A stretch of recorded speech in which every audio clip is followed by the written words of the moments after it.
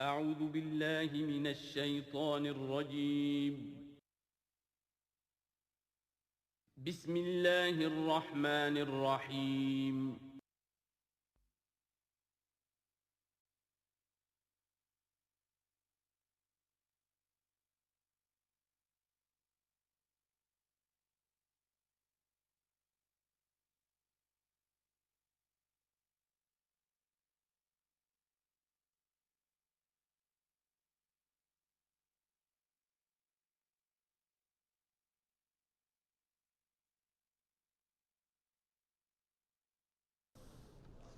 اعوذ باللہ من الشیطان الرجیم بسم اللہ الرحمن الرحیم سبح اسم ربک الاعلی الذی خلق فسوی والذی قدر فہدی صدق اللہ العظیم۔ اب جو دو صورتوں کا جوڑا آ رہا ہے، سورۃ الاعلی اور سورۃ الغاشیہ، ان دونوں کے بارے میں یہ بات تو آپ میں سے بہت سے حضرات کے علم میں ہوگی کہ نبی اکرم صلی اللہ علیہ وسلم کا یہ معمول تھا کہ جمعہ اور عیدین کی نمازوں میں آپ ان صورتوں کی قرأت فرماتے تھے۔ پہلی رکعت میں سورۃ الاعلی، دوسری رکعت میں سورۃ الغاشیہ، اور اس کی وجہ بھی صاف سمجھ میں آ جاتی ہے۔ ان دونوں میں تذکیر کا حکم ہے حضور کو، فذکر انما انت مذکر فذکر ان نفعت الذکریٰ۔ تو چونکہ جمعہ اور عیدین میں خطبہ ہے، باقی نمازیں جو ہیں وہ تو صرف قرآن پڑھا جاتا ہے، لیکن یہ کہ جن نمازوں کے ساتھ خطبہ ہے اس میں وہ تذکیر ہے، یاد دہانی ہے، اور اس کے حوالے سے پھر یہ صورتیں جو ہیں حضور نے صلی اللہ علیہ وسلم ان نمازوں کے لیے گویا کہ منتخب کی۔ سبح اسم ربک الاعلی، پاکی بیان کرو اپنے اس رب کے نام کی جو بہت بلند و بالا ہے۔ نام کا لفظ یہاں کیوں کہا گیا؟ اس لیے کہ ہمارا جو بھی کوئی ذہنی رشتہ ہو سکتا ہے اللہ تعالیٰ کے ساتھ، جہاں تک اس کی ذات ہے، وراء الورا ثم وراء الورا ثم وراء الورا، اس کا کوئی تصور ہمارے لیے ممکن نہیں، ہمارے تخیل سے، تصور سے، وراء الورا ثم وراء الورا، ہمارا جو بھی اس کے ساتھ ذہنی قلبی رشتہ ہے اس کے ناموں کے حوالے سے ہے۔ وَلِلَّهِ الْأَسْمَاءُ الْحُسْنَىٰ فَادْعُوهُ بِهَا، لہذا تسبیح بھی ہوگی اللہ کی، تحمید بھی ہوگی تو اللہ کے ان اسماء کے حوالے سے۔ الذی خلق فسوی والذی قدر فہدی، یہ چار الفاظ جو ہے بہت قابل توجہ ہیں۔ جیسے کہ اس سے پہلے ہم پڑھ چکے ہیں کہ تین الفاظ میں تخلیق کے عمل کو اللہ تعالیٰ نے واضح کیا تقسیم کرتے ہوئے۔ هو اللہ الخالق البارئ المصور، ایک شے کا پہلے ایک ذہن میں نقشہ بنتا ہے، پھر اس کا بالفعل اس کو پھر باہر جو ہے اس کا وجود آتا ہے، پھر اس کے فنشنگ ٹچز ہوتے ہیں، پھر تصویر ہے اس کی۔ الخالق الباری المصور، یہ سورہ حشر کے آخر میں جو اسماء کا گلدستہ ہے سب سے بڑا قرآن حکیم میں، اس میں آخر میں یہی تین ہیں۔ یہاں چار الفاظ ہیں، خلق فسوا۔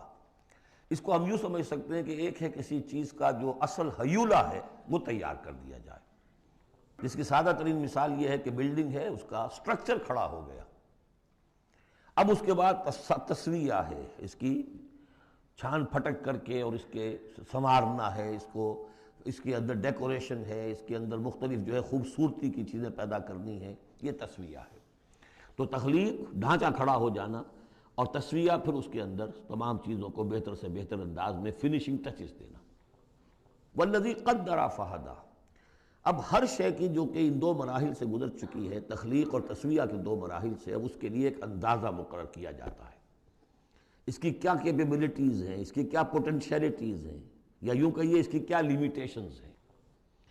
اب ایک انسان ہے، اشرف المخلوقات ہے، لیکن اس کی یہ لیمیٹیشن ہے کہ وہ اڑ نہیں سکتا۔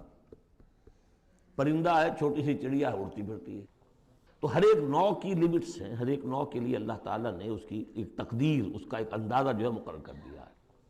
پھر انواع کی تقدیر مقرر، انسانوں کی بھی تقدیر ہے، وہ جو میں بتا چکا ہوں، شاکلہ جو بنتا ہے، وہ جو بھی جینز آئے ہیں وہ تو اس کے گویا کہ گیون ہیں اس کے لیے، کسی کو ذہانت والے ملے ہیں، کسی کے اندر جسمانی قوت والے زیادہ ہیں، کسی میں کوئی اور وصف ہے، تو یہ بھی اس کے لیے گیون ہے، اور اس سے اس کا شاکلہ تیار ہو جاتا ہے، اس کی شخصیت کا ایک سانچہ بنتا ہے۔ اب ظاہر بات ہے کہ اس کے اندر جو بھی اب وہ محنت کرے گا اس کے اندر اندر کرے گا، اس سانچے سے باہر نہیں نکل سکتا۔ جیسے انگریزی کی کہاوت کہہ لیجئے یا جو بھی اسے کہیں کہ وہ کہتے ہیں کہ you can't outgrow your skin, یہ کھال جو ہے ہمارے جسم پر چڑھی ہوئی ہے، آپ کتنے ہی موٹے ہو جائیں، میں اور کتنا ہی پھیل جاؤں، لیکن کھال سے باہر تو نہیں نکلوں گا، کھال وہ پھیلتی چلی جائے گی، تو کھال کے اندر رہنا ہے۔ اسی طرح وہ جو سانچہ بن گیا ہے انسان کی شخصیت کا، نیکی کریں گے تو اسی کے اندر اندر کریں گے، بدی کریں گے تو اس کے اندر اندر کریں گے۔ اب اس کی کوانٹٹی جو ہے وہ اللہ تعالیٰ کے ہاں فیصلہ کن نہیں ہے، اللہ تعالیٰ یہ دیکھ لے گا کہ اس شخص کے اندر کتنی کیپیبلٹی تھی، اس کے حساب میں اس نے کیا کیا۔ ایک شخص 100 درجے تک جا سکتا تھا، وہ گیا ہے 50 درجے تک۔ ایک شخص جا ہی سکتا تھا 50 تک اور وہ 50 تک چلا گیا، تو وہ 50 تک جو ہے وہ 100% کامیاب ہو گیا، اور یہ جو ہے ناکام شمار ہو جائے گا۔ تو یہی بات جو ہے میں نے وضاحت پہلے بھی کر دی تھی کہ لا یکلف اللہ نفسا الا وسعها، کسی بھی جان کو اللہ تعالیٰ مکلف نہیں ٹھہرائے گا، رسپانسبل نہیں ٹھہرائے گا مگر اس کی وسعت کے مطابق۔ یہ انڈیویجول سا جو ہے وسعت ہر شخص کی، اس کا شاکلہ، یہ گویا کہ اس کی ذاتی تقدیر ہے۔ فہدا، چوتھی چیز ہے کہ ہر شے کا ایک اندازہ مقرر کرنے کے بعد پھر ایک جبلی ہدایت اس کو دے دی جاتی ہے، چلو ادھر۔ پہلی جبلی ہدایت ہے جس کا ذکر آ جائے گا ابھی تھوڑی دیر کے بعد۔ جبلی ہدایت جو ہے وہ ہر بکری کے اندر ہدایت ہے کہ یہ چیز تمہارے کھانے کی ہے، یہ کھانے کی نہیں ہے۔ بہترین گوشت اس کے سامنے ڈال دیجئے وہ تو نہیں کھائے گی، تو جبلی ہدایت ہے اس کی۔ اور گوشت کے اور جو ہے آپ شیر کے سامنے بہت اچھی سبزیاں ترکاریاں لا کر ڈال دیجئے، وہ دیکھے گا بھی، تھوکے گا بھی نہیں، ان کو اسے گوشت چاہیے۔ یہ ہے ہر جبلی ہدایت۔ پھر جبلی ہدایت کے اوپر پھر ہدایت کے اور مراحل ہیں جو اللہ تعالیٰ دیتا ہے، پھر وہ اپنی کتابیں نازل فرماتا ہے، اپنے نبی بھیجتا ہے۔ یہ گویا کہ ہدایت کی تکمیل ہے، ورنہ ہدایت تو بنیادی طور پر جو ہے ہر جبلت کے اندر بھی اللہ نے ودیت کر دی ہے۔ تو یہ ہر کریشن کے لیے یہ 4 الفاظ جو یہاں آئے، سبح اسم ربک الاعلی الذی خلق فسوی والذی قدر فہدی والذی اخرج المرعی، وہی ہے کہ جو نکالتا ہے چارہ زمین سے، فجعلہ غثاء احوا، جو شروع میں تو گھاس اگی ہے تو بڑی خوبصورت ہریاول جو ہے، اس کے بعد وہ سیاہ پڑ جاتا ہے اور چورا چورا ہو جاتا ہے۔ سنقرئک فلا تنسیٰ، اے نبی ہم آپ کو پڑھا دیں گے، آپ بھولیں گے نہیں۔ یہ بھی وہی بات ہے جو سورہ قیامہ میں آ چکی ہے، لا تحرک بہ لسانک لتعجل بہ ان علینا جمعہ وقرآنہ، ہمارے ذمہ ہے، آپ یہ مشقت زیادہ اپنے اوپر نہ لیں، یہ ہم کام کر دیں گے، آپ کے سینے میں اس کو جمع کر دیں گے اور پڑھوا دیں گے، ترتیب بھی بتا دیں گے۔ سنقرئک فلا تنسیٰ الا ما شاء اللہ، سوائے اس کے جو اللہ چاہے۔ تو اگر اللہ چاہے، فرض کیجئے یہ اس لیے بات کو واضح کرنے کے لیے، اللہ بلانا چاہے گا تو آپ لاکھ اپنی زبان کو حرکت دیتے رہیں، اللہ تعالیٰ کی قدرت سے تو آپ باہر نہیں نکل سکتے، آخر اللہ تعالیٰ قدیر ہے اللہ شے پر۔ لیکن یہ کہ یہ صرف اس امکان کو ظاہر کرنے والی بات ہے، اس کا یہ مطلب نہیں کہ اس سے یہ نکل آتا ہے کہ قرآن مجید کی کوئی آیت جو ہے اللہ نے بھلوا بھی دی محمد کو صلی اللہ علیہ وسلم۔ یہ ایسے ہی ہے، قل ان کان للرحمن ولد فانا اول العابدین، اگر اللہ کا کوئی بیٹا ہو تو سب سے پہلے میں پوجوں گا اسے۔ تو یہ اس طرح کی چیز ہے، الا ما شاء اللہ انہ یعلم الجہر وما یخفی، وہ اللہ تعالیٰ جو ہے وہ تو جانتا ہے، خواہ کوئی بلند آواز سے بات کہی جائے اور خواہ اسے چھپایا جائے۔ وَنُيَسِّرُكَ لِلْيُسْرَىٰ، اب یہ لفظ ذرا یہاں نوٹ کر لیجئے، یہ آگے بڑھ کر ایک مضمون کھلے گا اس سے۔ اور سہج سہج، تیسیر، یسر سے باب تفعیل، آسان کرنا، اور سہج سہج تھوڑا تھوڑا رفتہ رفتہ ہم آپ کو آسان بنا دیں گے۔ کس چیز کے لیے؟ یسرا، وہ بڑی جو آسانی ہے جنت وہاں پہنچائیں گے، اور جو بڑی کامیابی ہے دنیا میں دین کا غلبہ وہاں بھی پہنچا دیں گے، لیکن سہج سہج ہوگا۔ اس کے لیے اپنا ایک تدریج ہے جو ہماری حکمت میں، ہمارے علم میں ہے۔ ویسے ہم چاہیں آنے واحد میں کر دیں، دین کا غلبہ ہو جائے، کوئی رہے نہ دشمن، آنے واحد میں تمام انسان جو ہے اور تمام جنات کو ابو بکر جیسا بنا دیں، ہم بنا سکتے ہیں۔ لیکن یہ کہ ہماری جو حکمت تخلیق ہے اس میں یہی ہوگا، تیسیر، آہستہ آہستہ، اور یہ فلسفہ آگے چل کر بہت کھلے گا۔ وَنُيَسِّرُكَ لِلْيُسْرَىٰ فَذَكِّرْ إِن نَّفَعَتِ الذِّكْرَىٰ، آپ تو یاد دہانی کراتے رہیے اگر فائدہ دے سمجھانا۔ اور اس میں در حقیقت یہ ہے کہ ذکر جو ہے اللہ تعالیٰ کا اور اللہ تعالیٰ کی تذکیر جو ہے، اگر تو کہہ دیا ہے یہاں پر اگر فائدہ پہنچائے، لیکن اس کا یہ مطلب نہیں کہ اگر فائدہ پہنچائے تبھی تذکیر کی جائے، اس لیے کہ آگے آ رہا ہے سَيَذَّكَّرُ مَن يَخْشَىٰ، یعنی آپ اگر تذکیر کریں گے تو جس کے دل میں کچھ خوف ہے اس کو تو فائدہ ہو جائے گا نا۔ آپ تذکیر فرما رہے ہیں، نئی وحی آ گئی ہے، اسے آپ نے پڑھ کر سنایا ہے، وہ جن کو پرواہ نہیں ہے ان کو تو فائدہ نہیں ہوگا، لیکن آپ کے اہل ایمان ساتھیوں کے علم میں اضافہ ہوگا، ان کے اندر اور جو ہے ایمان جو ہے بڑھے گا۔ سَيَذَّكَّرُ مَن يَخْشَىٰ وَيَتَجَنَّبُهَا الْأَشْقَىٰ، البتہ جو شقی ہے، بدبخت ہے، وہ اس سے اپنا پہلو کترا جائے گا، وہ پہلو موڑ لے گا۔ الذی یصلی النار الکبریٰ، جس کا انجام پھر یہ ہونا ہے کہ وہ بڑی آگ میں جھونکا جائے گا، داخل ہوگا بڑی آگ میں۔ ثم لا یموت فیہا ولا یحییٰ، پھر نہ اس میں وہ مرے گا اور نہ زندہ رہے گا، نہ زندوں میں نہ مردوں میں۔ لا تبقی ولا تذر، سورہ مدثر میں جو آیت آئی تھی، ثم لا یموت فیہا ولا یحییٰ، پھر نہ اس میں اس کو موت آئے گی، نہ وہ زندوں میں ہوگا نہ مردوں میں۔ قد افلح من تزکیٰ، یقیناً کامیاب ہو گیا وہ، یہ مضمون بھی آگے اب پھیلے گا اور بڑھے گا، ترقی کرے گا۔ قد افلح من تزکیٰ، بے شک کامیاب ہوا وہ کہ جس نے تزکیہ حاصل کر لیا، اپنے آپ کو پاک کر لیا۔ یعنی انسانی روح جو ہے وہ اس جسم میں جب قید کی گئی ہے، بنایا گیا بہت بلند، لقد خلقنا الانسان فی احسن تقویم، پھر ڈالا ہے اس میں، اس حیوانی جسد کے اندر، ثم رددناہ اسفل سافلین۔ اب یہ کہ یہاں سے وہ چڑھائی چڑھنی پڑے گی، یہاں سے اوپر اٹھنا ہوگا، آپ کو محنت کرنی ہوگی، ہر انسان کو تزکیہ کرنا ہوگا، فلاح حاصل کرنے کے لیے کچھ اپنے جذبات کو کنٹرول کرنا ہوگا، کچھ اپنی شہوات کو دبانا ہوگا، اپنے نفس کا ضبط نفس کا سامان کرنا ہوگا، کچھ اپنی روح کی تقویت کا سامان کرنا ہوگا، جیسے کہ یہ دو طرفہ پروگرام رمضان کا ہے کہ دن میں روزہ رکھو اور اس حیوانی وجود ہے اسے ذرا کمزور کرو، تھوڑا سا مزمحل کرو، تاکہ اس کا دباؤ جو ہے اس روح ربانی کے اوپر، اس بدن میں کچھ کمی آئے۔ رات کو کھڑے ہو جاؤ اور اس روح کے اندر آبیاری، اس کے اوپر قرآن کے انوار کی بارش کرو، اس سے یہ کہ یہ روح تازہ ہوگی، زندہ ہوگی، اپنے رب کی طرف متوجہ ہوگی۔ یہ ہے عمل تزکیہ۔ قد افلح من تزکیٰ وذکر اسم ربہ فصلی، اور اس نے دیا نام، اپنے رب کے نام کا ذکر کیا اور پھر نماز پڑھی۔ تو اس میں یہ کہ یہی شکل ہو چکی ہے جمعے کے اندر۔ پہلے جو ہے تذکیر کے لیے خطبہ ہوتا ہے، خطبہ جو ہے تذکیر کے لیے ہے۔ چنانچہ جو حدیث ہے مسلم شریف میں، حضور کا معمول کیا تھا جمعے کے لیے؟ کان للنبی صلی اللہ علیہ وسلم خطبتان یجلس بینہما یقرأ آیات القرآن ویذکر الناس۔ حضور کے دو خطبے ہوتے تھے، اس کے درمیان آپ بیٹھتے بھی تھے تھوڑی دیر کے لیے، حالانکہ خطبے آپ کے ہوتے تھے بہت ہی مختصر، کوئی تھکان کی وجہ سے نہیں آپ بیٹھتے تھے۔ میرے نزدیک یہ کہ جو 2 رکعتیں ہیں ظہر کی، اس کے قائم مقام ہے یہ 2 خطبے۔ ظہر کی 4 رکعتیں ہیں فرض، اور جمعے کی رہ گئی 2، تو 2 رکعتوں کے قائم مقام یہ 2 خطبے ہیں۔ اس کو ظاہر کرنے کے لیے حضور وقفہ ڈال کر اور ان کو 2 خطبے بناتے تھے۔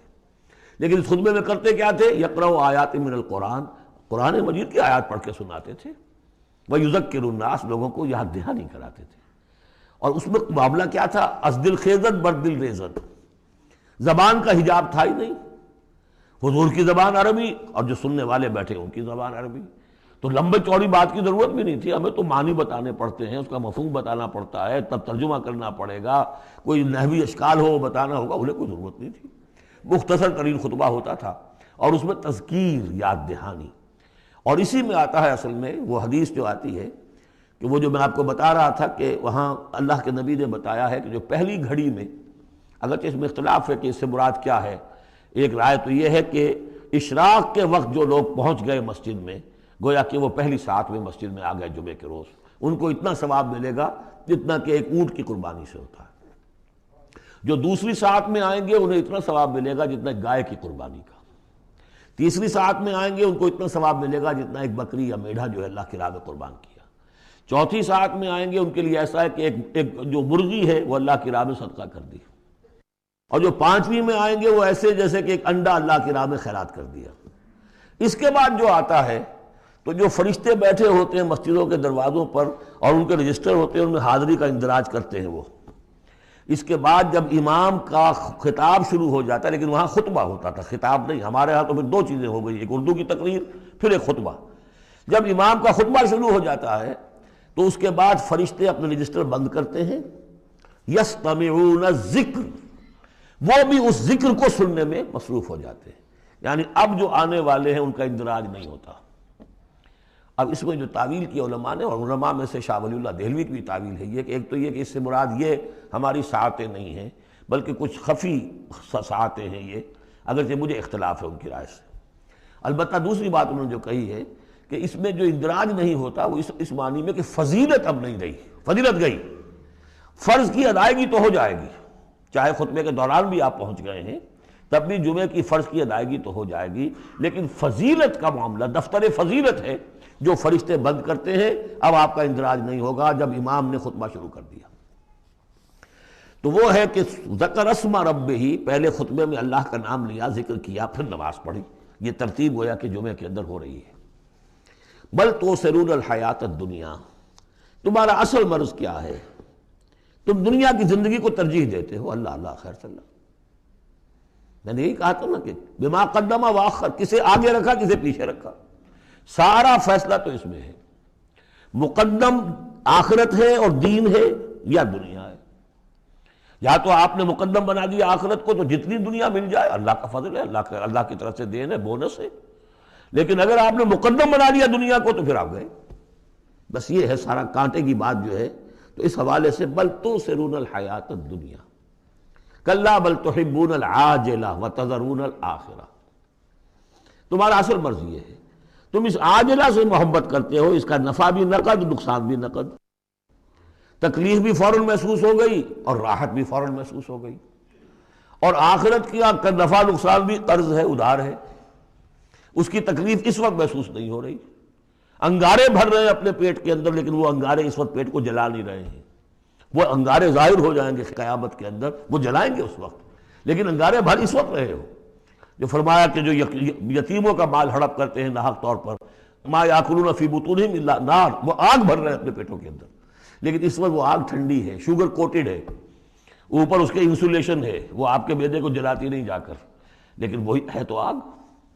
بہرحال تم ترجیح دیتے ہو دنیا کو، والآخرۃ خیر وابقیٰ، جبکہ آخرت بہتر بھی ہے اور باقی رہنے والی ہے۔ ان ھذا لفی الصحف الاولی، یہی بات تھی پرانے صحیفوں میں۔ اصل میں یوں سمجھیے کہ جو کانٹے کی بات ہے وہ یہ ہے، جو اصل شے ہے ہدایت اور ضلالت کی جو بات ہے، راز وہ یہ ہے، کس کو مقدم کس کو مؤخر، دنیا یا آخرت۔ صحف ابراہیم و موسیٰ، صحف اولا یعنی ابراہیم کے صحیفے اور موسیٰ کے صحیفے، ان کا ذکر پہلے بھی آیا ہے، تو موسیٰ کے صحیفے ہمیں معلوم ہے، ابراہیم کے نہیں۔ جیسا کہ میں نے عرض کیا، میری ایک رائے ہے کہ جو ہندوؤں کے ہے اپنشد، وہ میرے نزدیک صحف ابراہیمی کی بگڑی ہوئی بدلی ہوئی شکلیں۔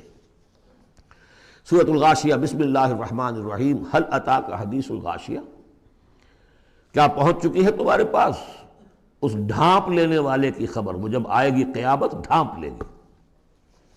وجوہ یومئذ خاشعہ، یہ مضمون دیکھیے سورہ قیامہ میں بھی آیا تھا، وجوہ یومئذ ناظرۃ الی ربہا ناظرہ ووجوہ یومئذ باسرۃ تظن ان یفعل بہا فاقرہ۔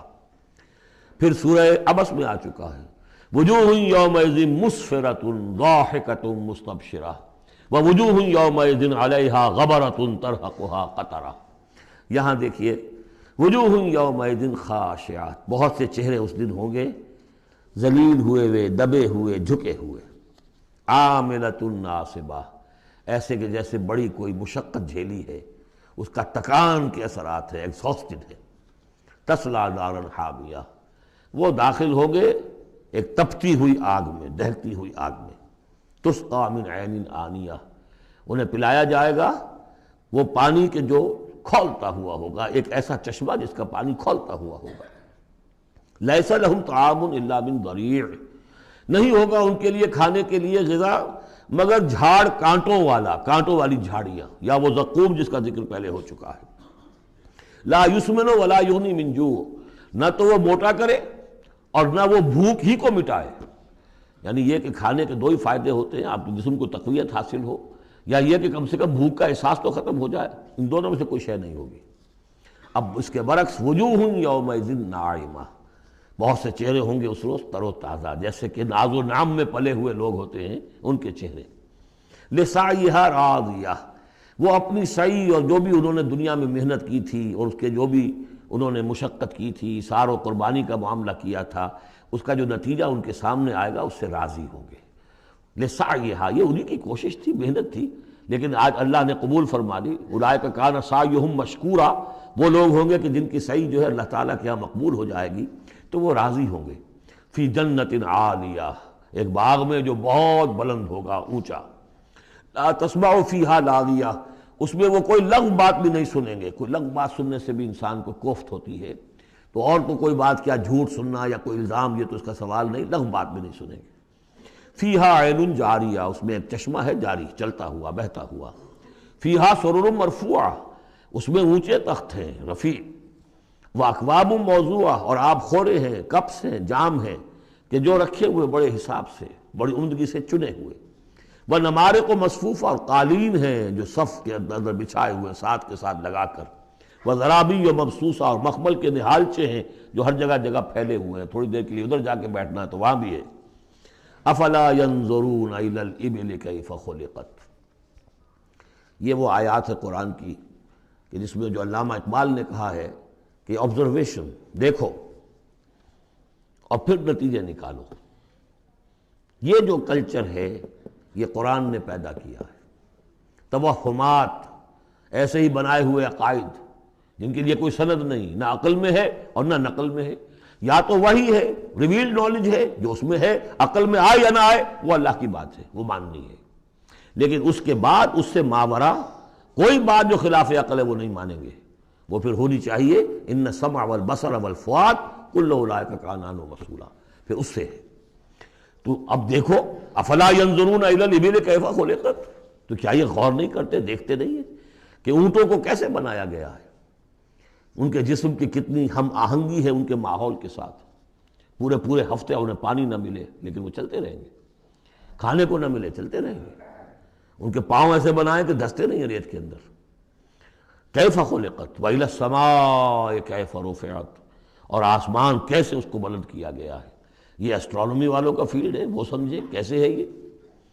وإلی الجبال کیف نصبت، اور یہ جو پہاڑ ہے یہ کیسے گاڑ دیے گئے ہیں، یہ جیولوجی والوں کا فیلڈ ہے، وہ اس پر تحقیق کریں۔ وإلی الأرض کیف سطحت، اور زمین کو نہیں دیکھتے کیسی بچھا دی گئی ہے۔ ویسے اس کا ایک خاص وہ سمجھ لیجئے پس منظر بھی ہے کہ کن چیزوں کی طرف، ویسے تو ہر کائنات کی ہر شے اللہ کی نشانی ہے۔ ان فی خلق السماوات والارض واختلاف اللیل والنہار والفلک التي تجری فی البحر بما ينفع الناس وما انزل الله من السماء من ماء فاحیا به الارض بعد موتها وبث فيها من كل دابة وتصريف الرياح والسحاب المسخر بين السماء لآیات لقوم یعقلون، ہر شے آیت ہے۔ شیخ سعدی کہتے ہیں برگ درختان سبز در نظر ہوشیار، ہر ورق دفترست از معرفت کردگار۔ یہ جو درخت ہیں ان کے جو پتے ہیں یہ ہرے ہرے پتے، جو دیکھنے والی آنکھ ہے اس کو تو یہ ان میں سے ہر پتا ایک دفتر نظر آتا ہے معرفت کا، اللہ تعالیٰ کی معرفت کا۔ اور آج ہمیں معلوم ہوا ہے کچھ نہ کچھ، آج سے پہلے لوگوں کو معلوم نہیں تھا کہ ہر پتے میں ایک فیکٹری ہے، فوٹو سنتھسس کی فیکٹری ہے، کہ جو یہ سولر انرجی ہے اسے وہ جذب کر رہی ہے اور اس کو جو ہے کنورٹ کر رہی ہے، وہی انرجی ہے جو لکڑی کے اندر سٹور ہو رہی ہے، پھر آپ لکڑی جلا کر نکال لیتے ہیں، یہ آگ کہاں سے آ گئی؟ وہی سولر انرجی، اس کی سورس وہی ہے، اور اس سولر انرجی کو، سورج کی اس حرارت کو جذب کر رہا ہے یہ پتا، اور وہاں وہ عمل جاری، ہر پتا ایک فیکٹری ہے فوٹو سنتھسس کی۔ تو برگ درختان سبز در نظر ہوشیار، ہر ورق دفترست از معرفت کردگار۔ لیکن یہاں چار چیزوں کا ذکر جو ہوا ہے یہ ایک خاص پس منظر ہے۔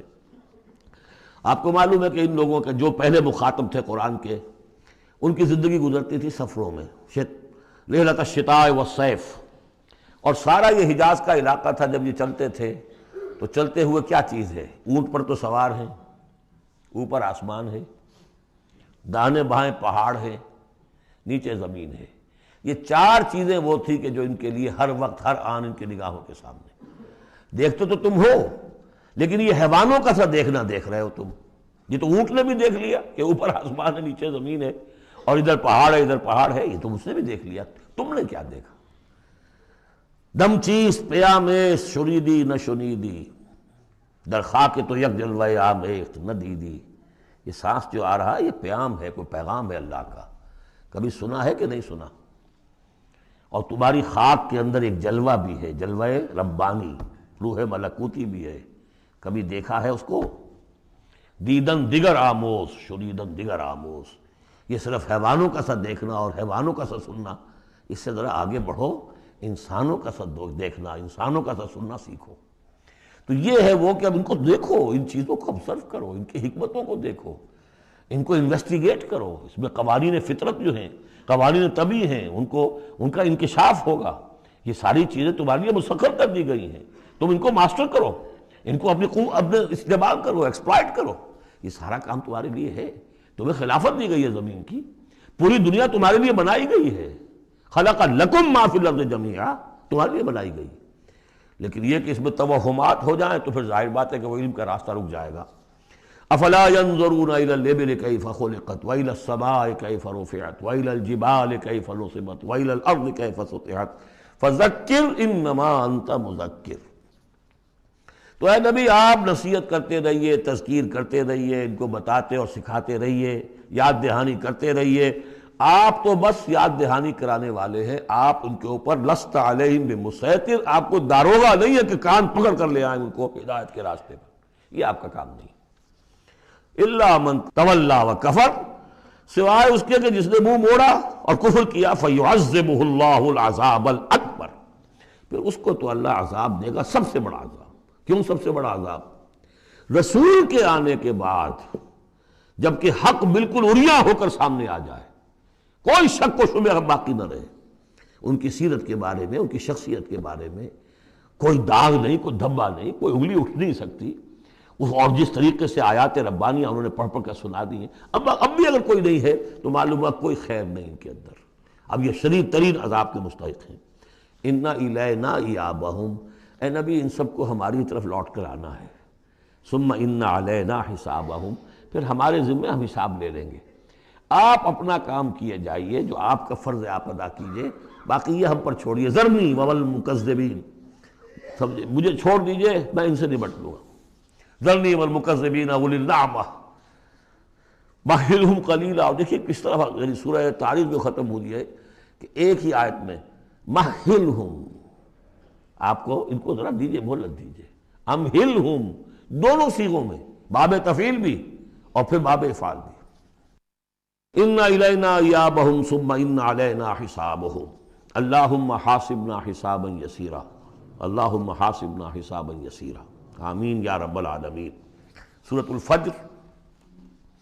بسم اللہ الرحمن الرحیم. والفجر ولیال عشر والشفع والوتر واللیل اذا یسر.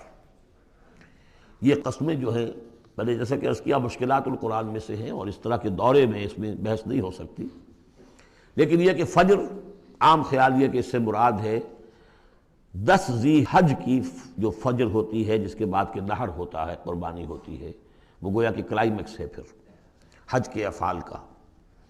ولیال عشر، اور اس سے پہلے کی 10 راتیں. ظاہر بات ہے کہ 10 تاریخ جب ہوگی تو 10ویں رات گزر چکی ہے، تو یکم ذی الحج سے لے کر اور 10 ذی الحج تک کی یہ 10 راتیں جو ہے گزر چکی ہیں. والشفع والوتر، اور ایک 10 راتیں وہ ہے کہ جو عشرہ رمضان مبارک میں ہیں، اس میں شفع اور وتر کا فرق ہے، جفت اور طاق کا. طاق میں پھر لیلۃ القدر ہے. ویسے یہ کہ یہ طاق رات کون سی ہوتی ہے، اب اس کے بارے میں کافی کچھ ایک مسائل پیدا ہو چکے ہیں. بہرحال یہاں تک والشفع والوتر یہی خیال ہے کہ اس سے مراد ہے کہ یہ جو راتیں ہیں جو جفت اور طاق ہیں ماہ رمضان مبارک کے آخری عشرے کی. واللیل اذا یسر، اور رات، اس گواہ ہے رات جبکہ وہ چلے. حل فی ذالک قسم لذی حجر، اس میں ہے کوئی دلائل ہے، قسم ہے ان لوگوں کے لیے کہ جو عقل مند ہیں. ان میں جو نشانیاں ہیں ان چیزوں کے اندر جن کو کہ گواہی کے اندر پیش کیا گیا ہے. اب آ رہا ہے مضمون. الم تر کیف فعل ربک بعاد، تم نے دیکھا نہیں کیا کیا تھا آپ کے رب نے عاد کے ساتھ، قوم عاد کے ساتھ کیسے ہلاک کیا تھا. ارم ذات العماد، وہ ارم جو ستونوں والا تھا. خیال یہ ہے کہ ارم جو ہے یہ قوم عاد کا شاہی خاندان تھا، جیسے فراعنہ مصر کے، نماردہ عراق کے، تبع یہ تھے یمن کے، اور ارم جو ہے یہ قوم عاد کا جو خاندان تھا بادشاہی، ان کا لقب تھا. ذات العماد، اونچے اونچے ستونوں والا. اور اب جو اس شہر کی شداد جو ان میں ایک بہت بڑا بادشاہ گزرا ہے، اس کے آثار، اس کے کھنڈر موجود دیکھ لیے گئے ہیں کہ اس صحرا کے نیچے دبے ہوئے ہیں، اور 30 اس کے اوپر بڑے بڑے مینار بنے ہوئے ہیں اس شہر کی فصیل کے اوپر۔ تو ذات العماد جو بڑے ستونوں والا تھا، التی لم یخلق مثلھا فی البلاد، جیسے کہ اس سے پہلے کبھی دنیا میں نہیں بنائے گئے تھے۔ معلوم ہوتا ہے کہ ویسی تعمیر جو اس عاد کے بادشاہ شداد نے کی تھی، شاید دنیا میں پہلی مرتبہ اتنا، اسی لیے شداد کی جنت مشہور ہے، اس نے وہ جنت بنا لی تھی اپنی، اس قدر وہاں پر ساز و سامان تھا۔ وَثَمُودَ الَّذِينَ جَابُوا الصَّخْرَ بِالْوَادِ، اور تم نے دیکھا کہ اس سمود کے ساتھ کیا کیا تمہارے رب نے، جنہوں نے چٹانوں کو، وادی میں چٹانوں کو تراش تراش کر محل بنا لیے، وہ تو اب بھی موجود ہیں، بڑے بڑے ہال، پھر بغلی کمرے، بڑے عمدہ ان کے جو مکان بنے ہوئے۔ وَفِرْعَوْنَ ذِي الْأَوْتَادِ، اور کیا کیا آپ کے رب نے فرعون کے ساتھ کہ جو بیخوں والا تھا، اس کے جو کہ بڑے بڑے لشکر چلتے تھے، تو بہت سے خچر تو ایسے ہوتے تھے جن کے اوپر صرف جو خیموں کو کھڑے کرنے کے لیے میخیں ہوتی تھی وہی اٹھا کے چل رہے ہیں۔ کچھ اور بھی اس کے بارے میں آ رہا ہے، واللہ عالم۔ الذین طغوا فی البلاد، اصل بات یہ ہے کہ ان تمام قوموں نے سرکشی اختیار کی ملکوں میں، فاکثروا فیہا الفساد، ظاہر بات ہے جب اللہ کے خلاف سرکشی ہوگی تو خلق کے لیے فساد ہو جائے گا۔ اکثروا فیہا الفساد، اس میں بڑا فساد پیدا کر دیا۔ آج جو فساد ہے ہیوز اور ہیو ناٹس کا، نارتھ ورسز ساؤتھ، ایک فساد ہے، دنیا میں ہے، چل رہا ہے۔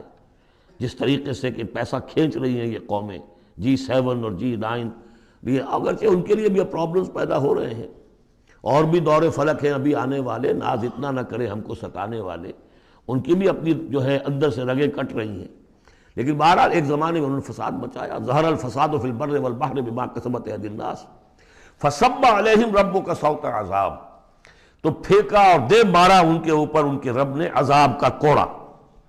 عذاب کا کوڑا تھا جس سے آل فرعون بھی ختم ہوئے، اور وہ عاد بھی تباہ و برباد کر دیے گئے، قوم سمود نسیہ منسیہ کر دیے گئے۔ ان ربک لبالمرصاد، جان لو کہ تمہارا رب تاک میں بیٹھا ہوا ہے، گھات میں ہے، جو کوئی ایسی سرکشی کرے گا اس کا پھر یہی حشر کرے گا۔ یہ اب جو مضمون آ رہا ہے قرآن مجید میں بہت ہی اہم مضمون ہے۔ فَأَمَّا الْإِنسَانُ إِذَا مَا ابْتَلَاهُ رَبُّهُ فَأَكْرَمَهُ وَنَعَّمَهُ فَيَقُولُ رَبِّي أَكْرَمَنِ، انسان کا معاملہ یہ ہے کہ جب اس کا رب اسے آزماتا ہے، اسے عزت دیتا ہے، نعمتیں دیتا ہے، تو وہ کہتا ہے میرے رب نے مجھے عزت دی۔ وَأَمَّا إِذَا مَا ابْتَلَاهُ فَقَدَرَ عَلَيْهِ رِزْقَهُ، جب اسے آزماتا ہے اور اس کا رزق جو ہے اس پر تنگ کر دیتا ہے، راشننگ کر دیتا ہے، تھوڑا تھوڑا دیتا ہے، فَيَقُولُ رَبِّي أَهَانَنِ، تو وہ کہتا ہے میرے رب نے مجھے ذلیل کر دیا۔ کلا، ایسا نہیں ہے۔ آپ کو کیا خرابی نظر آئی اس میں؟ کوئی شرک نہیں ہے۔ اس نے یہ تو نہیں کہا کہ مجھے نعمتیں دی ہیں تو کوئی لکشمی بائی کی کرپا ہو گئی ہے، یہ تو نہیں کہا، اللہ نے، میرے رب نے مجھے عزت دے دی، اور اگر کہیں تنگی آ گئی ہے تو یہ میرے رب نے مجھے ذلیل کر دیا۔ توحید تو مکمل ہے نا یہاں، کہ کسی اور دیوی دیوتا، کسی اور الہہ کا تذکرہ نہیں ہے، رب ہی نے مجھے عزت دی، رب ہی نے مجھے ذلیل کیا۔ تو عز من تشاء و تذل من تشاء، اے اللہ تو ہی ہے جس کو چاہتا عزت دیتا ہے، جس کو چاہتا ذلیل کر دیتا ہے، تو کیا خرابی کیا ہے اس میں؟ اس میں خرابی یہ ہے کہ اس دنیا میں جو کچھ تمہیں ملتا ہے تم اسے عزت مت سمجھو، یہ امتحان ہے، اور اگر کبھی تنگی آتی ہے اسے ذلت نہ سمجھو، یہ بھی امتحان ہے، یہ برابر ہے۔ یہ تم نے اسے عزت سمجھا، دھوکہ کھا گئے، اس کو ذلت سمجھا، دھوکہ کھا گئے، چاہے توحید انٹیکٹ ہے آپ کی، لیکن توحید جو ہے وہ تو یوں سمجھیے کہ جڑ بنیاد ہے نا ہدایت کی، اس سے اوپر بھی تو منزلیں ہیں ہدایت کی کہ نہیں؟ یہ امتحان ہے۔ ایک لفظ جو کامن ہے، اذا ما ابتلاہ ربہ فاکرمہ، جب اسے ابتلا میں ڈالا اور ابتلا میں عزت دی۔ دیکھیں اب کرتا کیا ہے، صبر کر، یہ شکر کرتا ہے، اپنی جو بھی ہم نے اس کو نعمتیں دی ہیں وہ حقداروں کو ان کے حق ادا کرتا ہے کہ نہیں کرتا ہے۔ یہ عزت نہیں ہے، عزت تو تب ہوگی جب تم اس امتحان میں پورے اترو گے۔ ذالک یوم التغابن، وہ تو قیامت میں پتہ چلے گا کہ کس کے لیے عزت تھی، کس کے لیے نہیں۔ کسی کو تنگی دی ہے تو یہ ذلت نہیں ہے، دیکھنا ہے صبر کرتا ہے کہ نہیں کرتا۔ کہیں یہ بالکل مستر ہو کر اور اپنی عزت نفس جو ہے ہتھیلی پر رکھ کر لوگوں کے سامنے مانگنے کے لیے تو نہیں نکل جاتا، پتہ چل گیا نا۔ تو یہ امتحان ہے۔ تو پہلا درجہ سمجھیے کہ چاہے فراوانی ہو، عیش ہو، آرام ہو، دولت ہو، یہ بھی امتحان۔ تکلیف ہے، رنج ہے، محنت ہے، مشقت ہے، اسرت ہے، تو یہ بھی امتحان، دونوں برابر ہو گئے۔ اب بھی ہدایت اس سے اوپر بھی ہے ایک۔ ہمارے دل میں یہ چور رہے گا پہلا امتحان آسان ہے دوسرا مشکل ہے، نہیں، حقیقت اس کے برعکس ہے۔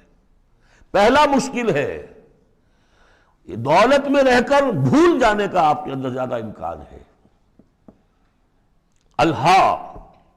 حدیث آپ کو سنائی تھی، ما قل و کفا خیر مما کثر و الہا، اگر زیادتی ہوگی، دولت ہوگی، تم اللہ کو بھول جاؤ گے تو زیادہ سخت نقصان یہ ہے، زیادہ بڑا امتحان یہ ہے۔ اور اگر ناپ تول کر مل رہا ہے تو ہر وقت اللہ یاد رہے گا، یہ ہلکا ہے، در حقیقت وہ بھاری ہے۔ اور اسی میں وہ واقعہ نوٹ کر لیجئے امام احمد ابن حنبل رحمۃ اللہ علیہ کا، کہ جب وہ مار پڑ رہی تھی کہ جس کے بارے میں الفاظ ہے کہ ہاتھی کو بھی وہ مار پڑتی تو بلبلا اٹھتا، اس وقت آنکھوں میں آنسو نہیں آئے۔ کب آئے؟ جب بادشاہ وقت، خلیفہ وقت کا ایلچی آیا ہے اشرفیوں کے توڑے لے کر کہ یہ بادشاہ نے آپ کے لیے نذرانہ بھیجا ہے، تب رو پڑے، اے اللہ میں اس امتحان کے قابل نہیں ہوں، یہ امتحان سختر ہے۔ تو یہ ہے درجہ بدرجہ، لَتَرْكَبُنَّ طَبَقًا عَنْ طَبَقٍ، تو ہدایت کے بھی یہ درجے ہیں۔ پہلا درجہ تو یہ ہے کہ جو بھی ہے اللہ کی طرف سے ہے، تنگی ہے تو اللہ کی طرف سے، اور فراوانی ہے تو اللہ، یہ توحید تو پوری ہو گئی آپ کی، اللہ کی طرف سے ہے۔ لیکن اس میں اب آگے درجے ہیں کہ یہ امتحان ہے، یہ بھی امتحان، وہ بھی امتحان، اس اعتبار سے دونوں بھی امتحان ہیں، یہ دونوں برابر ہیں۔ اس سے بھی اوپر یہ ہے، وہ امتحان مشکل ہے فراوانی والا، اور یہ امتحان جو ہے یہ آسان ہے۔ فَأَمَّا الْإِنسَانُ إِذَا مَا ابْتَلَاهُ رَبُّهُ فَأَكْرَمَهُ وَنَعَّمَهُ فَيَقُولُ رَبِّي أَكْرَمَنِ وَأَمَّا إِذَا مَا ابْتَلَاهُ فَقَدَرَ عَلَيْهِ رِزْقَهُ فَيَقُولُ رَبِّي أَهَانَنِ كَلَّا۔ لیکن چونکہ تمہاری ذہنیت یہ ہے، لہذا تمہارا طرز عمل کیا ہے؟ بَلَا تُكْرِمُونَ الْيَتِيمَ، تم یتیم کی عزت نہیں کرتے۔ وَلَا تَحَاضُّونَ عَلَىٰ طَعَامِ الْمِسْكِينِ، تم مسکینوں کو، غریبوں کو کھانا کھلانے پر ایک دوسرے کو اکساتے بھی نہیں ہو، خود تو کیا کھلاؤ گے؟ اس لیے کسی اور سے اگر کہہ دیں گے تو وہ پلٹ کر کہہ دے گا تم کیوں نہیں کھلا دیتے، لہذا بہتر یہ ہے کہ خاموشی رہو۔ وَلَا تَحَاضُّونَ عَلَىٰ طَعَامِ الْمِسْكِينِ وَتَأْكُلُونَ التُّرَاثَ أَكْلًا لَمًّا، اور تم چاہتے ہو کہ ساری وراثت اور میراث سمیٹ کر تم ہی ہڑپ کر جاؤ۔ اور وہ رواج وہاں پر یہ تھا، ہندوؤں میں تو اب تک بھی شاید ہے، کہ وہ بڑا بیٹا جو ہے بس وہی وارث ہے، باقی کسی کا کوئی حق ہوتا ہی نہیں۔ یہ تو قرآن نے دیا ہے تفصیلی قانون وراثت۔ باقی یہ ہے کہ جس شخص کا ہاتھ پڑ گیا اور جس میں جو بڑا کوئی طاقتور ہے، وہ چھوٹے بہن بھائیوں کو کیا دیتا تھا؟ کچھ بھی نہیں۔ تم چاہتے ہو کہ ساری میراث تم جمع کر کے ہڑپ کر لو۔ وَتُحِبُّونَ الْمَالَ حُبًّا جَمًّا، اور مال سے تو تم محبت کرتے ہو ٹوٹ کر، وہ تو گویا کہ کوٹ کوٹ کر بھری ہوئی ہے تمہارے دل میں۔ کلا، یہ دو صورتیں اس اعتبار سے ان کو ذہن میں رکھیے کہ خاص عرب کا جو ایک معاشرہ تھا، اس کا ایک کلچر تھا، اس کی ایک ثقافت تھی، اس کی تصویر ہے جو ان دونوں صورتوں میں آ رہی ہے۔ ایک ان کا اپنا ثقافت کا، ان کا ماحول، غریبوں کو کھانا کھلانا، یہ ان کے ہاں سمجھا جاتا تھا اچھا کام ہے، لیکن یہ کہ جو لوگ دولت کی محبت میں مبتلا ہو گئے وہ کیسے کریں گے اس کو؟ اور جو بھی وہاں پر ہو رہا تھا، زوردار جو بھی ہے طاقت والا، سب کو سمیٹ لیتا تھا۔ کلا اذا دکت الارض دکا دکا، اس آیت کے ترجمے دو بھائیوں نے علیحدہ کیے ہیں۔ دو بھائی کون؟ امام الہند شاہ ولی اللہ دہلوی کے فرزندان گرامی رحمت اللہ علیہ و رحمت اللہ علیہما، باپ پر بھی رحمت ہو اللہ کی اور دونوں بیٹوں پر بھی۔ یہ موضع القرآن میں شاہ عبد القادر صاحب نے ترجمہ کیا ہے، جبکہ زمین کو کوٹ کوٹ کر پست کر دیا جائے گا، ہموار کر دیا جائے گا، اذا دکت الارض دکا دکا۔ اور جو ان کے بھائی ہیں شاہ رفیع الدین رحمہ اللہ، وہ کہتے ہیں کہ جبکہ زمین کو ریزہ ریزہ کر دیا جائے گا۔ اب عربی زبان کے اندر یہ سارے احتمالات ہوں گے، میں پہلے ترجمے کو ترجیح دیتا ہوں کہ زمین کو کوٹ کوٹ کر چپٹا کر دیا جائے گا، پھیلا دیا جائے گا۔ وَجَاءَ رَبُّكَ وَالْمَلَكُ صَفًّا صَفًّا، سورہ حاقہ میں آپ نے پڑھا تھا، فَإِذَا انشَقَّتِ السَّمَاءُ فَكَانَتْ وَرْدَةً كَالدِّهَانِ، یہ تو ہم نے پڑھا سورہ رحمان میں، اور پھر یہ کہ وہاں پڑھا بھربھرا سا ہو جائے گا، وَالْمَلَكُ عَلَىٰ أَرْجَائِهَا، اس کے کناروں کے اوپر جو ہیں وہ فرشتے ہوں گے، وَيَحْمِلُ عَرْشَ رَبِّكَ فَوْقَهُمْ يَوْمَئِذٍ ثَمَانِيَةٌ، اور 8 فرشتے اس روز اللہ کے عرش کو لے کر اتریں گے۔ جاء ربک والملک صفا صفا، اس سے اندازہ ہوتا ہے کہ قصہ زمین برسر زمین ہی طے ہوگا. جو ہم نے کمایا جو گنوایا یہی کمایا یہی گنوایا، کوئی نیکی کمائی تو یہاں اور کوئی بدی کمائی تو یہاں. یہ سارا قصہ زمین زمین ہی پر ہوگا. زمین کو پھیلایا جائے گا، مدت کھینچا جائے گا، چپٹا کر دیا جائے گا، کوٹ کوٹ کر پہاڑ چلا دیے جائیں گے، وہ ریت روئی کے گالے بن جائیں گے.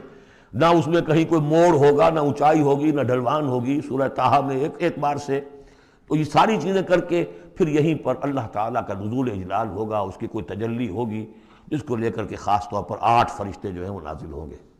وَجَاءَ رَبُّكَ وَالْمَلَكُ صَفًّا، فرشتے ہوں گے صفے باندھے ہوئے. وَجِيءَ يَوْمَئِذٍ بِجَہَنَّمَ، اور لے آئی جائے گی اس دن جہنم بھی. اور جیسا کہ میں نے عرض کیا غالباً وہ اسی زمین میں سے نکل آئے گی. یہی جو اندر موجود ہے، جو لاوا نکلتا ہے کبھی، ان تمام جو بھی یہ آتش فشاں پہاڑ ہوتے کہاں سے نکلتا ہے؟ یہ اندر ہے زمین کے. اگر اس کو کوٹ دیا جائے، اس کو کھینچا جائے تو وہی چیز ظاہر ہو جائے گی، سامنے آ جائے گی. واللہ عالم. یومئذ یتذکر الانسان وانیٰ لہ الذکریٰ، اس دن انسان کو سبق یاد آئے گا، یاد کرے گا، چیتے گا وہ انسان. یہ شاہ صاحب کا لفظ تھا، چیتے گا انسان. یاد آ جائے گا اسے کہ وہ کیا کر کے لایا تھا یہاں پہ، اور اسے پوری نصیحت حاصل ہو جائے گی. لیکن اب یہ نصیحت کس کام کی؟ یومئذ یتذکر الانسان وانیٰ لہ الذکریٰ، اب یہ کس لیے؟ اب تو اس کا کوئی فائدہ نہیں. وہ تو دنیا میں اگر تم نے دیکھا ہوتا، سوچا ہوتا، حقائق تم پر منکشف ہوتے تو فائدہ تھا. یہاں تو نہیں. یقول یا لیتنی قدمت لحیاتی، وہ کہے گا ہائے کاش میں نے اپنی زندگی کے لیے کچھ آگے بھیجا ہوتا. یہ لفظ نوٹ کیجیے، حیاتی. میری زندگی تو اصلی یہ ہے، آج معلوم ہوا مجھے. میں تو دنیا کی زندگی کو زندگی سمجھتا رہا. وہ زندگی نہیں تھی، وہ زندگی کی تمہید تھی. وہ ایک امتحانی وقفہ تھا. چھانٹی کرنے کے لیے اللہ تعالیٰ نے تمہاری بڑی طویل زندگی میں، وہ زندگی برطرز اندیشہ سود و زیاں ہے زندگی، ہے کبھی جاں اور کبھی تسلیم جاں ہے زندگی. تو اسے پیمانہ امروز و فردا سے نہ ناپ، جاویداں پہم دواں ہر دم جواں ہے زندگی. اس زندگی کا تھوڑا سا حصہ کاٹ لیا موت کا وقفہ ڈال کر. یہ ہے آپ کا ٹیسٹنگ پیریڈ. خلق الموت والحیات لیبلوکم ایکم احسن عملا. تو امتحان پاس کرتے ہو اچھے مستقبل کے لیے. اس امتحان کو پاس کرنا تھا اس آخرت کے لیے. اب وہ کہے گا یقول یا لیتنی قدمت لحیاتی، کاش کہ میں نے اپنی زندگی کے لیے کچھ آگے بھیجا ہوتا. فیومئذ لا یعذب عذابہ احد، تو اس دن وہ عذاب دے گا کہ جیسا عذاب کوئی نہ دے سکے. لا یعذب عذابہ احد، اس کا سا عذاب نہ دے سکے کوئی اور. ولا یوثق وثاقہ احد، اور اس کا سا باندھنا نہ باندھ سکے کوئی اور. لیکن اسی وقت کچھ قسمت ہوں گے، کوئی خوش قسمت، جن سے کہا جائے گا یا ایتھا النفس المطمئنہ، اے نفس مطمئنہ. کون؟ جو اس زندگی میں، امتحانی زندگی میں مطمئن ہو کر اپنے رب کی بندگی میں لگا رہا، یکسوئی کے ساتھ اس کے دین کے ساتھ چمٹا رہا. مطمئن. یا ایتھا النفس المطمئنہ ارجعی الی ربک راضیۃ مرضیہ، اب لوٹ جاؤ اپنے رب کی طرف اس حال میں کہ تم اس سے راضی، وہ تم سے راضی. رضی اللہ عنہم ورضوا عنہ فادخلی فی عبادی، داخل ہو جاؤ میرے نیک بندوں میں. اولئک مع الذین انعم اللہ علیہم من النبیین والصدیقین والشہداء والصالحین. جاؤ ادھر جاؤ. فادخلی جنتی، اور داخل ہو جاؤ میری جنت میں. اللہم ربنا اجعلنا منہم. بڑی ہمت کرنی پڑے گی یہ کہنے کے لیے کہ پروردگار ہمیں ان میں شامل فرما دے. سورۃ البلد، اب یہ اس کا جوڑا ہے. بسم اللہ الرحمن الرحیم. لا اقسم بہذا البلد. یہ میں نے نہیں وضاحت کی آپ کے سامنے یہ لا اقسم کیوں ہے. لا اقسم، لا اقسم بیوم القیامہ، لا اقسم بالنفس اللوامہ، فلا اقسم بالشفق واللیل وما وسق. یہ لا جو ہے نافیہ نہیں ہے، یہ لا ہے اس معنی میں تم جو کہہ رہے ہو غلط ہے، میں قسم کھاتا ہوں قیامت کے دن کی. اسی طرح تمہارے دماغ میں جو بیٹھا ہوا غلط نہیں، جیسے کہ انگریزی میں نے I swear by the day of judgment, لیکن ہوتا کیا ہے انگریزی میں نے کے بعد کوما لگ جاتا ہے تو آپ کو پتہ چل گیا یہ علیحدہ ہے، لیکن عربی میں یہ کومے وغیرہ ہیں نہیں. تو لا اقسمو میں نہیں قسم کھاتا، یہ نہیں ہے. نہیں قسم ہے مجھے قیامت کے دن کی، نہیں قسم ہے مجھے اس شہر کی. کون سا شہر؟ مکہ مکرمہ. کیوں؟ یہ ابھی بات میں واضح ہو جائے گی. وَأَنْتَ حِلٌّ بِهَذَا الْبَلَدِ، اور اے نبی آپ حلال کر لیے گئے ہیں اس شہر میں. اور کچھ لوگوں نے ترجمہ کیا ہے آپ کے لیے حلال ہو جائے گا یہ شہر، یعنی یہ کہ ایک وقت آئے گا کہ اس شہر میں خونریزی کرنا آپ کے لیے اس کی اجازت ہو جائے گی، حالانکہ یہ جو ہے بلد الحرام ہے. گویا کہ فتح مکہ کے دن کچھ نہ کچھ تو وہاں پہ آخر خونریزی ہوئی ہے، بہت کم، منیمم لیکن ہوئی تو ہے. لیکن یہ کہ میرے نزدیک وہ مفہوم نہیں، مفہوم پہلا ہے. آپ کو حلال کر لیا گیا اس وقت، آپ کی عزت نفس پہ حملے ہو رہے ہیں، آپ کو ستایا جا رہا ہے، آپ کو تکلیفیں دی جا رہی ہیں، آپ جھیل رہے ہیں. دیکھیے ایک تو یہ شہر ہے وادی غیر ذی زرع جس میں کچھ پیدا ہی نہیں ہوتا، وہاں کی زندگی ویسے ہی مشقت والی زندگی تھی. اس کے اوپر to add fuel to fire, اے نبی آپ پر اب یہ جو مشقت پڑی ہوئی ہے کہ آپ دعوت حق کے ضمن میں جو مشقتیں جھیل رہے ہیں تو ہم اس کی قسم کھا رہے ہیں. لا اقسم بہذا البلد وانت حل بہذا البلد ووالد وما ولد. اور تیسری قسم والد اور اولاد. یہ ایک اور مشقت ہے جو انسان پر ہے، اولاد کا پالنا، پروان چڑھانا، پرورش کرنا، کتنا بڑا بوجھ. یہ قسمیں کھا کر کیا کہا؟ لقد خلقنا الانسان فی کبد، ہم نے انسان کو محنت و مشقت ہی میں پیدا کیا ہے. یہ گویا کہ اس کے ساتھ جوڑ لیجئے یا ایھا الانسان انک کادح الی ربک کدحا فملاقیہ. تو میں نے اس وقت بھی عرض کیا تھا غالب کے جو دو اشعار ہیں، قید حیات و بند غم اصل میں دونوں ایک ہیں. بہت سے پہلے آدمی غم سے نجات پائے کیوں؟ مشقت تو یہاں ہر ایک کے لیے، محنت ہے، مشقت ہے، تکلیف ہے، مسائل ہیں، پریشانیاں ہیں، کوفت ہے، ہر شخص کے لیے. بس ذرا سا فرق ہے، کوئی ایئر کنڈیشن کمرے میں بیٹھا ہوا ہے لیکن چین نہیں ہے. ایئر کنڈیشن کمروں کے اندر مخملی گندیلوں پر نیند نہیں آ رہی ہے. کوئی شخص ہے کہ جس کو مشقت جو ہے جسمانی ہے، کسی کی مشقت جو ہے وہ نفسیاتی ہے. مشقت ہے. لقد خلقنا الانسان فی کبد، یہاں کوئی بھی اس کبد سے، اس مشقت سے مستثنا نہیں ہے. قید حیات و بند غم اصل میں دونوں ایک ہیں. موت سے پہلے آدمی غم سے نجات پائے کیوں؟ لیکن وہاں سورہ انشقاق میں اس سے اگلا مرحلہ ہے کہ ہم تو گھبرا کے یہ کہتے ہیں کہ مر جائیں گے، مر کے بھی چین نہ پایا تو کدھر جائیں گے، مرنے کے بعد پھر کھڑے ہونا ہے اللہ کے حضور میں جا کر. فملاقی یا ایھا الانسان انک کادح الی ربک کدحا فملاقیہ فاما من اوتی کتابہ بیمینہ. اب یہ وہاں پر مسئلہ ہو جائے گا. تو انسان کے لیے مشقت اور محنت جو ہے یہ اس کا مقدر ہے. ووالد وما ولد لقد خلقنا الانسان فی کبد ایحسب ان لن یقدر علیہ احد. اس محنت و مشقت میں جو انسان پڑے ہوئے ان کے تمرد کا حال دیکھو، ابو جہل کو دیکھو اکڑا ہوا ہے. اگر ان کے لیے دنیا میں آسانیاں ہوتی تو یہ کیا کرتے، کیا ستم ڈھاتے، کیا بغاوتیں کرتے. کیا انسان یہ سمجھتا ہے کہ اس کے اوپر کوئی قابو نہیں پائے گا؟ یقول اہلکت مالا لبدا، یہ اب ان کا کلچر ہے. بڑے فخر سے کہتا میں نے تو بڑا ڈھیروں مال جو ہے شیخی مارتا ہے، میں نے ہلاک کر دیا، میں نے کھانے کھلائے، غریبوں کو کھلائے. یہ بھی ان کی مسابقت رہتی تھی. ان میں جو لوگ تھے، اب ابو جہل کا بھی قول یہی ہے نا، جب اس سے پوچھا گیا کہ کیا تمہارے خیال میں محمد جھوٹے ہیں صلی اللہ علیہ وسلم، انہوں نے کہا نہیں، ان کا بھی جھوٹ نہیں بولا. پھر تم کیوں نہیں ان پر ایمان لاتے؟ کہ بھائی بات یہ ہے ہمارا ان کا مقابلہ تھا، بنو ہاشم کا اور ہمارے خاندان کا. انہوں نے کھانے کھلائے، ہم نے ان سے بڑھ کر کھلائے. انہوں نے اور خدمت کی، حجاج کی، ہم نے ان سے بڑھ کر کی. ابھی تک تو ہم کندھے سے کندھا جوڑے چلے آ رہے ہیں. اب اگر ہم ان کی نبوت مان لیں تو ہم تو ہمیشہ کے لیے غلام ہو جائیں گے. یہ صورت مجھے گوارا نہیں. Give the devil his due، اس نے بالکل صحیح بات کہی. جھوٹا میں نہیں سمجھتا محمد کو صلی اللہ علیہ وسلم. کتنا اخلاقی روب تھا حضور کا اس پر، وہ ہم پڑھ لیں گے آگے چل کر جب سورہ علق ہم پڑھیں گے، وہ بعد میں اسی وقت کے لیے موضوع ہے. تو وہ شیخی مارتے تھے میں نے اتنا مال ہلاک کر دیا، اتنا خرچ کیا، اتنا غریبوں میں لٹایا. ایحسب ان لم یرہ احد، کیا اس کا گمان ہے اسے کسی نے دیکھا نہیں ہے؟ اگر تو واقعتاً اس نے نیکی کی تھی تو جس کے لیے نیکی کی تھی اس نے تو دیکھ لیا ہے، بیان کیوں کر رہا ہے؟ اگر اللہ کو راضی کرنے کے لیے کوئی کیا تھا تو اس کے تو علم میں ہے۔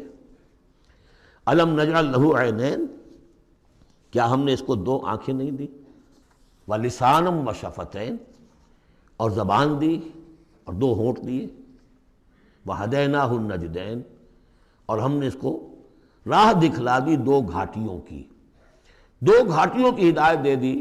اس میں عام رائے تو یہ ہے کہ اس سے مراد ہے نیکی اور بدی، لیکن یہ کہ مجھے اس رائے سے زیادہ اتفاق ہے جن کے خیال میں اس سے مراد ہیں ماں کی دو چھاتیاں، ابھار ہوتے ہیں، نجدین اس کو کہتے ہیں جو چیز ابھری ہوئی ہو۔ یہ جبلی ہدایت ہے جو بچہ لے کر آیا ہے۔ کس نے پڑھایا اس کو؟ کس نے یہ سکھایا ہے اس کو کہ جاؤ چوسو اور تمہارے اندر دودھ آ جائے گا، تمہیں جو ہے غذا مل جائے گی؟ یہ ہدایت ہے اللہ کی، وہ میں نے عرض کیا تھا جبلی ہدایت۔ الذی خلق فسوی والذی قدر فہدی، یہ ہدایت تو وہ لے کے آیا بچہ، اسے معلوم ہے میری غذا کہاں ہے۔ اس کی ماں میں، اس کے منہ میں جاتا ہے ماں کا دودھ اور وہ اس کو چوستا ہے اور پیتا ہے، کہیں سے سیکھ کر آیا ہے، کوئی ٹریننگ اس کو دی گئی ہے۔ وَهَدَيْنَاهُ النَّجْدَيْنِ، بہرحال دونوں معنی آپ ذہن میں رکھیے۔ فَلَقْتَحَمَ الْعَقَبَةَ، لیکن وہ گھاٹی کو عبور نہ کر سکا۔ گھاٹی کون سی ہے بھائی؟ وَمَا أَدْرَاكَ مَا الْعَقَبَةُ، جانتے ہو وہ گھاٹی کون سی ہے؟ فَكُّ رَقَبَةٍ، کسی گردن کا چھڑا دینا، آزاد کر دینا، کسی غلام کو آزاد کرا دینا اپنا مال خرچ کر کے، یا کسی مقروض کا قرضہ ادا کر دینا اپنے مال سے، او اطعام فی یوم ذی مسغبہ، یا کھانا کھلا دینا بھوک کے دن جبکہ اپنے بھی لالے پڑے ہوئے ہوں، قحط کا عالم ہو، اور آدمی کو نظر آ رہا ہو کہ میرا اپنا سٹور بھی جو ہے گندم کا ختم ہو رہا ہے، پھر بھی کھانا کھلائے بھوکے کو۔ یتیماً ذا مقربۃ، اس یتیم کو کہ جو قرابت دار بھی ہے، بھتیجا ہے، بھانجا ہے، او مسکیناً ذا متربہ، یا وہ محتاج جو مٹی میں رل رہا ہے۔ ثم کان من الذین آمنوا وتواصوا بالصبر وتواصوا بالمرحمہ۔ دیکھیے یہ ہے وہ فلسفہ جو سورہ حدید میں آیا تھا، اب اچھی طرح سمجھ لیجئے۔ اس میں سے انسان کا اس گھاٹی میں سے نکل جائے گا تو آگے رستہ صاف ہے۔ وہ اصل جو بریک لگا ہوا ہے وہ مال کی محبت کا ہے، اس کو کھولو گے پھر گاڑی چلاؤ، چلے گی گاڑی۔ جس کے دل میں یہ مال کی محبت ہے، جو مال کو خرچ نہیں کر سکتا کسی بھی ضرورت مند کے اوپر، کسی ادائے حقوق کے اندر، اب وہ شخص جو ہے وہ تو گویا کہ اس گھاٹی سے نکلا ہی نہیں۔ اسے ایمان کی کہاں نعمت میسر آئے گی، ایمان لے بھی آئے گا اس حال میں تو منافق ہوگا۔ سمجھ رہے میری بات کو؟ اگر یہ گند دل میں سے نکلا نہیں، پاک نہیں ہوا، تو ایمان لے بھی آئے گا کسی وجہ سے تو منافق بنے گا، مومن تو نہیں بن سکتا صحیح معنی میں۔ اس گندگی کو دور کرو، جیسا کہ ہم نے وہاں پڑھا تھا، اعلموا ان اللہ یحیی الارض بعد موتہا قد بینا لکم الآیات لعلکم تعقلون ان المصدقین والمصدقات واقرضوا اللہ قرضا حسنا یضاعف لهم ولهم اجر کریم والذین آمنوا باللہ ورسلہ، یہ منزل طے کر کے اگر ایمان لایا ہے انسان تو اولئک هم الصدیقون والشہداء، وہ ان کے مراتب عالیہ کھلے ہوئے ہیں، ادھر جاؤ یا ادھر جاؤ اپنی استاد طبع اور مزاج کے مطابق۔ یہاں بھی وہی ہے، پہلے یہ کام کیے ہو فلقتحم العقبہ، اگر اس گھاٹی کو عبور کر لے، اور گھاٹی کون سی ہے؟ فک رقبۃ او اطعام فی یوم ذی مسغبۃ یتیما ذا مقربۃ او مسکینا ذا متربہ ثم کان من الذین آمنوا وتواصوا بالصبر وتواصوا بالمرحمہ۔ زمین کے اندر سے یہ گند آپ نے نکال دیا، شوریلی زمین کے اندر جو بھی تھا اس کو صاف کر کے اب بیج ڈالیے ایمان کا۔ ثم، یہ زمین تیار ہو گئی ہے، اب بیج ڈالیے۔ ثم کان من الذین آمنوا، پھر ہوا وہ ان لوگوں میں شامل کہ جو ایمان لائے اور تواصوا بالصبر وتواصوا بالمرحمہ۔ یہ وہ مضمون یہاں آ گیا ہے، والعصر ان الانسان لفی خسر الا الذین آمنوا وعملوا الصالحات وتواصوا بالحق وتواصوا بالصبر۔ اور یہاں پہ ترتیب بدلی ہوئی ہے، وہاں ایمان کے بعد عمل صالح یا عمل صالح کے بعد ایمان ہے، وہاں تواصی بالحق کے بعد تواصی بالصبر ہے، یہاں تواصی بالصبر پہلے ہے، تواصی بالمرحمہ بعد میں ہے۔ تو اس میں تقابل سے بہت سے جو حقائق ہیں وہ کھلتے ہیں۔ ثم کان من الذین آمنوا وتواصوا بالصبر وتواصوا بالمرحمہ، اگر اس گھاٹی کو عبور کر کے آدمی آئے اور پھر وہ ایمان لانے والوں میں شامل ہو تو پھر اس کا معاملہ اولئک ھم الصدیقون والشہداء عند ربہم، اولئک اصحاب المیمنہ، یہ ہوں گے میمنہ والے، داہنے والے.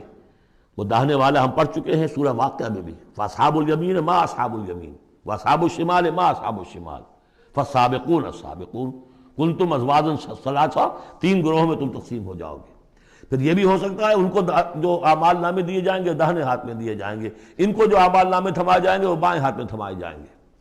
اولئک اصحاب المیمنہ. ویسے یمن کا لفظ آتا ہے خوش بختی کے لیے، تو یہ خوش بخت لوگ ہیں، یہ کامیاب ہو گئے، یہ رشد اور سعادت کی منزلوں کو پا گئے، یہ فوز اور فلاح تک پہنچ گئے. والذین کفروا بآیاتنا، اور جو لوگ ہماری آیات کا انکار کریں گے، ہم اصحاب المشأمہ، وہ ہوں گے کم بختی والے. علیہم نار موصدہ، ان پر آگ بند کر دی جائے گی. یعنی ایک وہ ہے آگ کہ جس کا باہر نکل رہے ہیں، لپٹیں نکل رہی ہیں، ایک یہ کہ بند کر دیا جائے تو ساری حرارت اندر ہی اندر رہے، گویا کہ جسے دم پخت کہتے ہیں آپ، پوری کی پوری جو ہے ان کے اوپر آگ موند دی جائے گی. علیہم نار موصدہ. اللہ تعالی ہمیں اس سے بچائے اور ہمیں اللہ تعالی اپنی شان غفاری اور شان رحیمی کی طفیل ہمیں اصحاب جنت میں داخل فرمائے. بارک اللہ لی و لکم فی القرآن العظیم ونفعنی و ایاکم بالآیات والذکر الحکیم.